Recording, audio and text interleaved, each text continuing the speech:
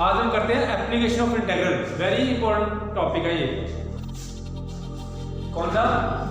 Application of integral. इसमें था area under region. Area under region. First formula क्या है? अगर x is equal to a लिखा हुआ है और x is equal to b लिखा हुआ है, ठीक है, x is equal to a and b, ये लिमिट्स हैं और एक हमें कर्व दी थी जैसे y is equal to x, ये लिमिट्स होगी और ये कर्व होगी, ठीक है।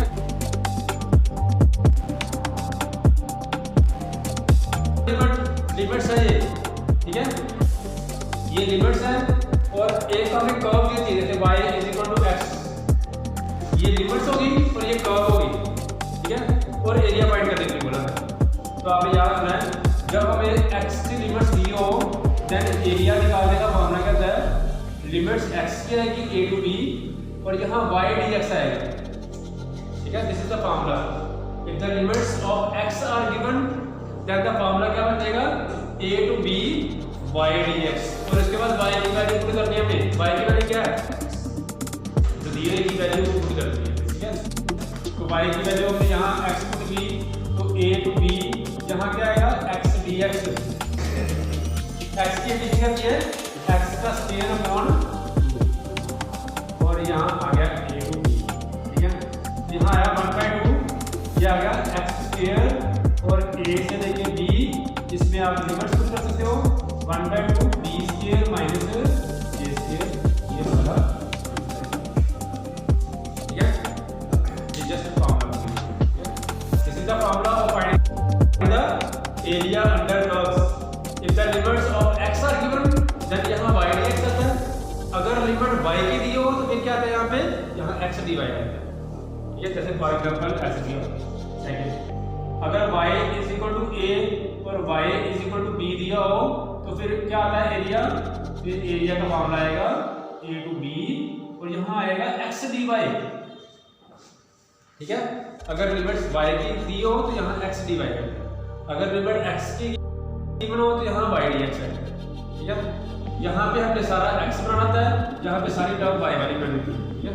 जैसे मान लो यहाँ y is equal to x, तो हमने क्या करना है? यहाँ पे x की वैल्यू y वाली करनी है, a टू b यहाँ y dy होगी। फिर सेम इसी तरह इजी करनी है, y स्क्वायर अपॉन 2, फिर लिमिट्स पुट करनी है a टू b, यहाँ आ गया 1/2 और यहाँ क्या आएगा? b square minus a square, ठीक है। तो this is the general formula of finding the area, ठीक है। अब इसके बाद कुछ आपने डायग्राम याद रखना, इस वन से ठीक कर रहा है।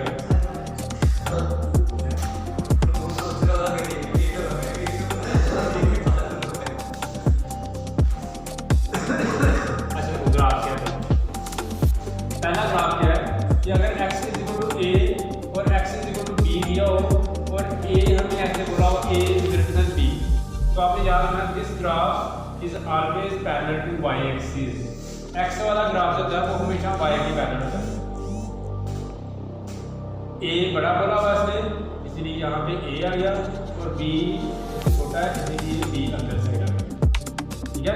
और ये वाला पार्ट जो है ये हमारा शेडेड पार्ट होगा, ठीक है।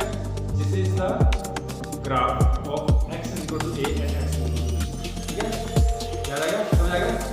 दूसरा, अगर हमारे पास y is equal to a and y is equal to b हो तो ग्राफ इसका तो वैसे ही बनेगा लेकिन पैरेलल टू x एक्सिस बनेगा। यहाँ पे a आ गया, यहाँ पे b आ गया और ये जो पार्ट है ये हमारा शेडेड पार्ट बनेगा, ठीक है। इधर शेडेड पार्ट हो जाएगा। जब y दिया हो तो x के पैरेलल, जब x दिया हो तो y के पैरेलल, ठीक है। जल्दी से नोट करो और आगे कराओ फिर मार्क।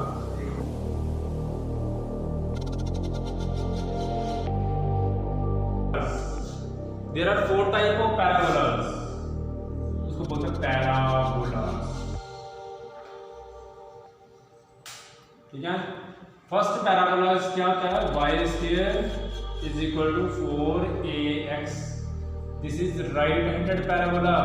इसकी डायग्राम ऐसे बनती है, ये राइट हैंडेड पैराबोला होता है, ठीक है। इसके बाद दूसरा पैराबोला का y square is equal to -4ax।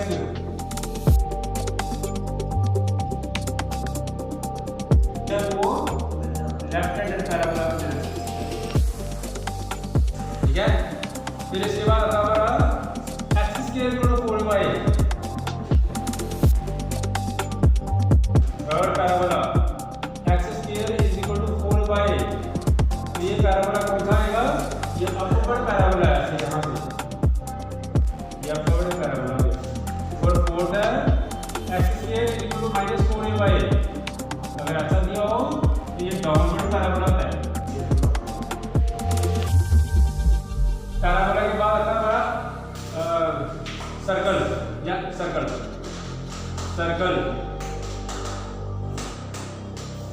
Circle क्या है? x square plus y square is equal to a square is called circle, ठीक है। तो सर्कल का डायग्राम क्या होता है? Very rough diagram of circle ना, ये होता है।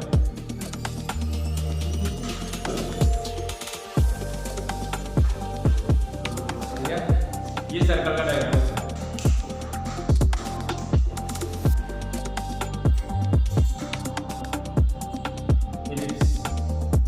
इलिप्स क्या किया?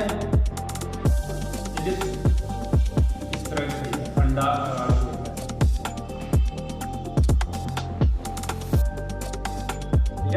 इसका फॉर्मूला कहता है, इसकी इक्वेशन क्या दी है? x square upon a square plus y square upon b square is equal to 1।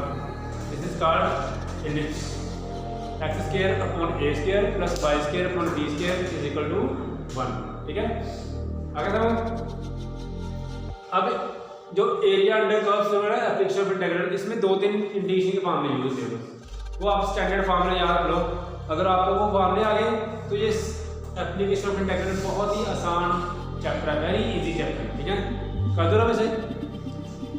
अब 2 फॉर्मूले देख लो कौन कौन से कैसे। एक तो फॉर्मूला ये यूज कर सकते, इंटीग्रेशन ऑफ x की पावर मान लो 1/3 दिया हो, इसकी मीनिंग क्या दी है? x की पावर 1/3 दी हो, हाँ इसमें +1 कर देना बस। तो आपने इसमें +1 किया और नीचे भी वही लिख देना, 3 + 1 4 हो गया। यहाँ आ गया x की पावर 4/3 और नीचे भी 4/3 है। ये उल्ट कैसे बनेगा? 3/4 x की पावर 4। इसके बाद यहाँ लिमिट दी होती है साथ में, मानो साथ में लिमिट दी है 1 to 2। फिर क्या करना है? पहले अपर लिमिट पुट करनी है माइनस, फिर लोअर लिमिट पुट करनी है, ठीक है। ये आया 3/4, यहाँ 2 की पावर 4/3 आ गया, 1 की पावर जितनी मर्जी हो 1 ही रहता है। एक तो ऐसे छोटी सी इंटीग्रेशन का पावर है, ठीक है। कभी कभी ये यूज करो, कभी यहाँ 2/3 दिया है, कहाँ यूज कर integration of under root of a square minus x square. ये फॉर्मूला बहुत यूज होता है। ये होता है x into statement upon 2 plus a square upon 2 sine inverse x over a।